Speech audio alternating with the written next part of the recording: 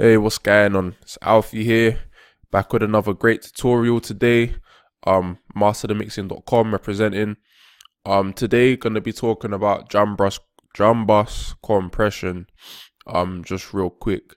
It's just one of those one of those things that can kind of enhance your drums, when used correctly and when not overdone. It's definitely a good tool to have in your arsenal. So without further ado, let's jump right into it. Alright, sweet. So I've just got together a very basic loop that I just literally threw together. I'll just play it for you now. Nothing, no effects, no nothing. Oh, there nearly was an effect. Very light leveling.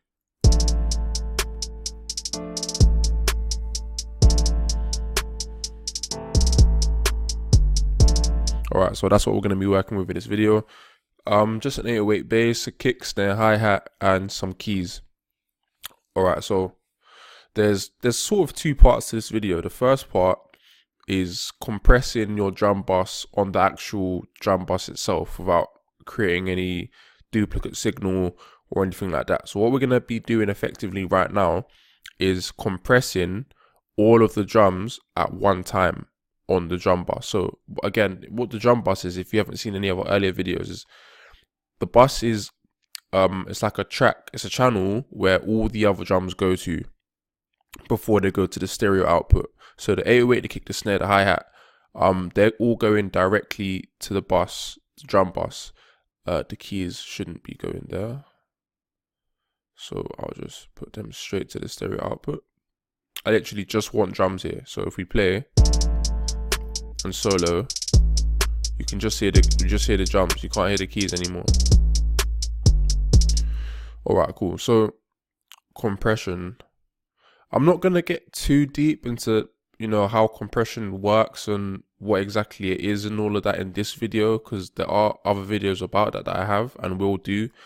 This is specifically about this technique of compressing the drum bus channel. Yeah, so what I'm going to do, just turn that on.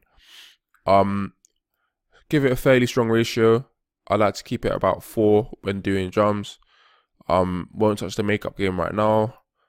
About a medium-ish attack, about a medium-ish release, and the threshold, let's bring that all the way down and adjust till we get about minus 6 dB to minus 10 dB of gain reduction, and then just see how it goes from there. Also, just so you can kind of hear what it's doing to the drums. So alright, let's go.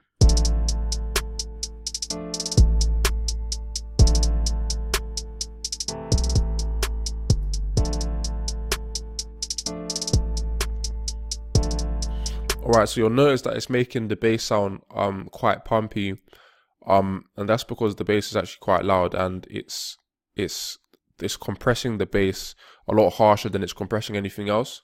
So the way you can actually deal with that is, if you go to the sidechain on your compressor, you can actually make it so that it only reacts to certain frequencies. So if I wanted the bass to get compressed less hard than, say, the snare or the hi-hats, or all on the drum bus, what I would do is turn on the sidechain, turn it into high pass mode, and then just bring it to around 250. That way, some of the bass element will still get compressed, just the top end of it. But as I increase the threshold, more of the actual other drums will be getting compressed. So let's give that a listen now.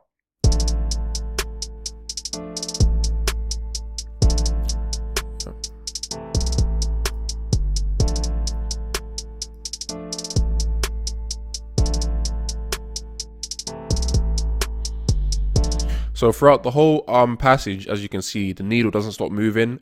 You've got it bouncing for the hi-hats, it comes up for the snare, and the bass is still being compressed with the kick. It's still getting compressed, but not as much as before, which is good.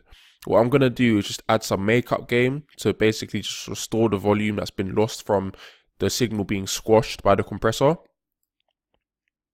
And again, the overall purpose of doing this on the drum bus is just to kind of bring out the drums a bit more, make them stand out a bit more.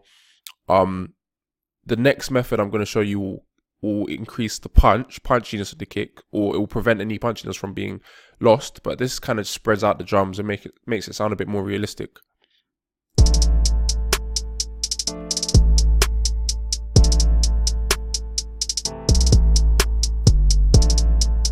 So without the compressor, with the compressor.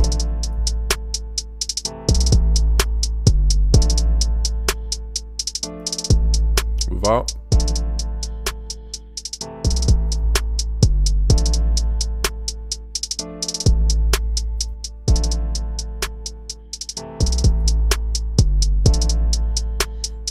So as you can hear, it kind of just makes it stand out a bit more.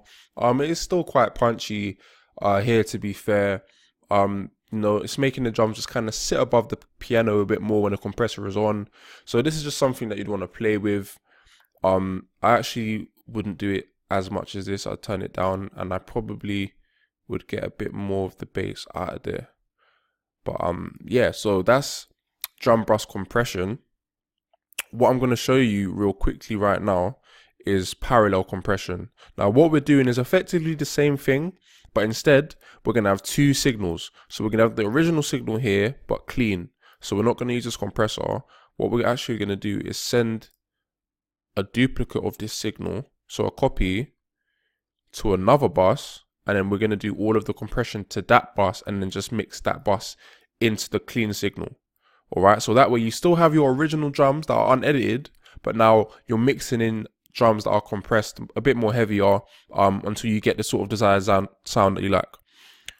Right, so I'm going to do compression. Right, so that's how parallel compression works effectively.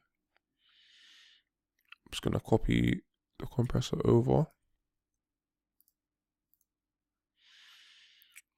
Right. Yeah, but I'm going to keep the same settings here just to make up.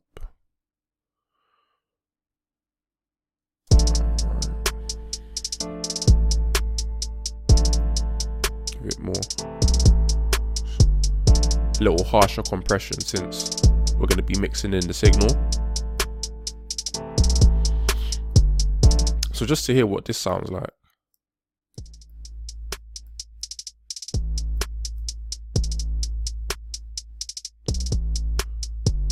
That's the compressed signal. This is the original clean.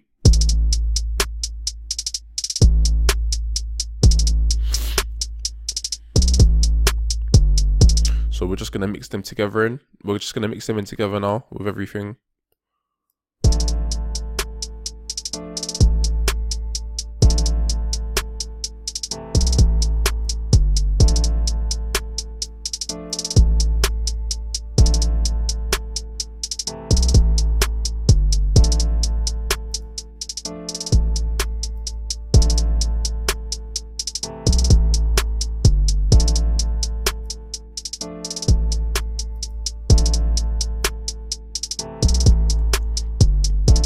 So yeah, like I was saying, what that does is allows you to keep the original punchiness of your clean signal drums, and it just kind of adds a bit of flavor to your drums. Yeah, it brings back the flavor and a bit of grit, depending on how harshly you mix the compressed signal, and how harshly you compress the compressed signal will give you different outcomes. That would be more to your liking. You taste that to your liking, to your preference. But it's more about the methodology here. Both are good methods, whether you do it on the actual bus itself, or if you do it's on an extra track, which is called parallel compression, whether you do it like that and then mix it back in.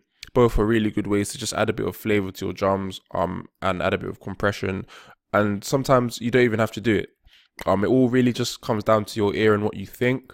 Most of the time for me, I like to do parallel compression because it's subtle, because you can really control how much of the compression is coming in, and I just feel like it helps the drums to stand out in the mix and to sound nice and gritty, and I really like gritty, standouty drums. So hopefully this has been a helpful video. Check out the description after this video. There's a link to Beat Mixing Secrets, phenomenal course. Really will improve your beats instantly. Like, if this was a helpful video, it's got like 28 step-by-step videos that are just, they're crazy, trust me. So give that a look if you've got some time. Please comment, like, subscribe. Let me know what else you'd like me to talk about. And peace. It's Alfie.